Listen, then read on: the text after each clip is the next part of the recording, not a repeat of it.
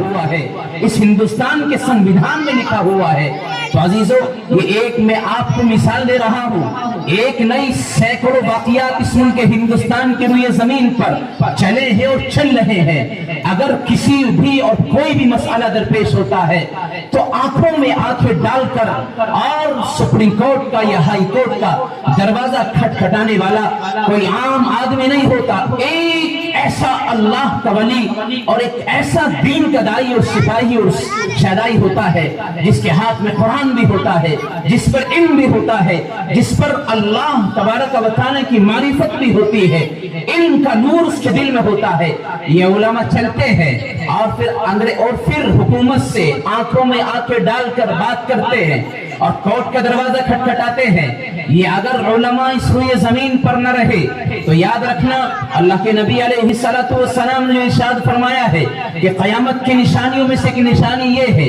کہ اللہ علم کو اٹھا لے گا، اللہ تبارک و تعالی علم کو ختم کر دے گا۔ علم کو اٹھانے کی شکل یہی ہوگی کہ علماء کو اللہ اٹھاتا رہے گا، علماء جاتے رہیں گے، پھر یہ ملک ہندوستان نہیں بلکہ ساری زمین علم سے کھولا ہو جائے گی اور قیامت برپا ہو جائے گی۔ اللہ کے نبی علیہ السلام نے ایک موقع پر ارشاد فرمایا تھا کہ قیامت کے قریب یہ حال ہوگا، زمانہ ایسا ہو جائے گا کہ لوگ اپنے پاس علم نہیں رکھیں گے لیکن مسائل دھڑلے سے بتائیں گے، علم ان کے پاس موجود نہیں ہوگا، مسائل آپ کے سامنے رکھیں گے، کوئی مسئلہ آپ رکھیں، آج عالم کی ضرورت محسوس نہیں کرتے ہیں، ایک داڑھی کٹا، سر پر ٹوپی نہیں ہے، کرتا پاجامہ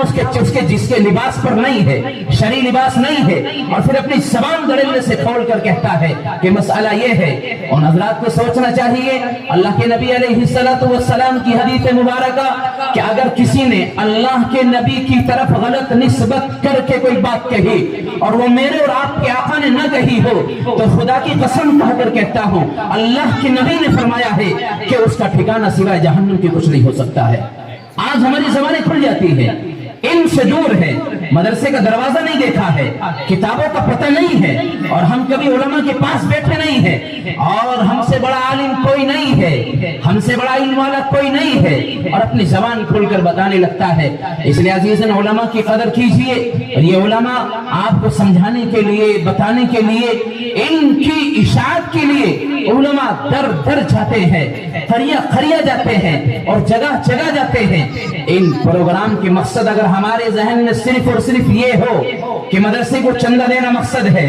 اور صرف یہ ہو کہ مدرسے کو ہمیں اپنا تعاون کرنا مقصد ہے، جہاں اس پروگرام کا ایک مقصد ہے، انکار نہیں ہے، لیکن اس سے کہیں بڑا مقصد یہ ہے کہ سال بھر میں آپ کے سامنے علماء آ جاتے ہیں، پورے سال آپ کو میسر نہیں ہوتے ہیں، پورے سال آپ کسی کے پاس پہنچنا گوارا نہیں کرتے ہیں، سال بھر کا موقع ہوتا ہے، ان کو بلایا جاتا ہے، پھر آپ کی خدمت میں پیش کیا جاتا ہے، یہ دین کا پیغام پہنچاتے ہیں، دین کی باتیں پہنچاتے ہیں، اللہ کے قرآن کی بات پہنچاتے ہیں، رسول اللہ کا تعارف کراتے ہیں اور رسول اللہ کی باتیں کراتے ہیں۔ پھر بھی اگر آپ یہ سوچیں کہ ہمارا مقصد مدرسے کو صرف چندہ دینا ہے، عزیزوں، مدرسے کا تعاون کرنا یہ ہمارا اخلاقی فریضہ ہے۔ مدرسے میں کام ہو رہا ہے، جس طرح ہمارے اخراجات ہیں اس طرح مدارس کے بھی اخراجات ہیں، تو ان کی ذمہ داری جہاں اللہ پر ہے وہیں اس زمین پر رہنے والے ایک ایک فرد مسلمان کی ہے۔ جب دارالعلوم کی بنیاد رکھی گئی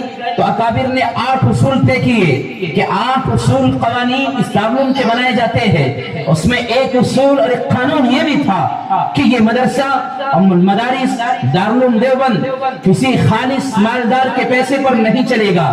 خالص کسی مالدار کے تعاون پر نہیں چلے گا، ایک ایک غریب کے ایک ایک روپے پر یہ ادارہ چلے گا۔ آج وہی المدارس ہے، کوئی قید نہیں ہے کہ یہاں کوئی حکومت کا پیسہ آئے گا، کوئی شرط نہیں ہے کہ یہاں کوئی مالدار ہی تعاون کرے گا، ایک غریب چرچی سے تعلق رکھنے والا بھی اپنے جیب سے نکال کر تعاون کرتا ہے۔ یہ مدرسہ بھی اسی کے کڑی ہے، دارالعلوم سے نسبت ہے، اس مدرسے کو بھی خالص کی ضرورت نہیں ہے، آپ کی محبت کا، آپ کے خلوص کا اور آپ کے کمائے ہوئے حلال کمائی کا ایک روپیہ بھی اگر اس مدرسے میں لگ گیا اور اس ایک روپے سے ہمارے مدرسے میں ایک بچہ بھی حافظ قرآن ہو گیا تو یقین جاننا عزیزو وہی بچہ ہو سکتا ہے ہماری مغفرت کرا دے، وہی بچہ ہماری نجات کرا سکتا ہے، لیکن شرط ہے خلوص کے ساتھ، محبت کے ساتھ، عقیدت کے ساتھ اور مدرسے کے احترام کے ساتھ آپ تعاون کریں۔ عزیز علماء آ چکے ہیں، حضرت مولانا مفتی عقیل الرحمان صاحب سہواروی بجنور